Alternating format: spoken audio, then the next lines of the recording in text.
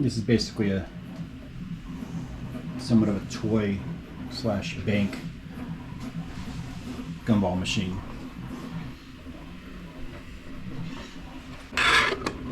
It has a door on the back, it screws on. You can take the quarters in and out of there.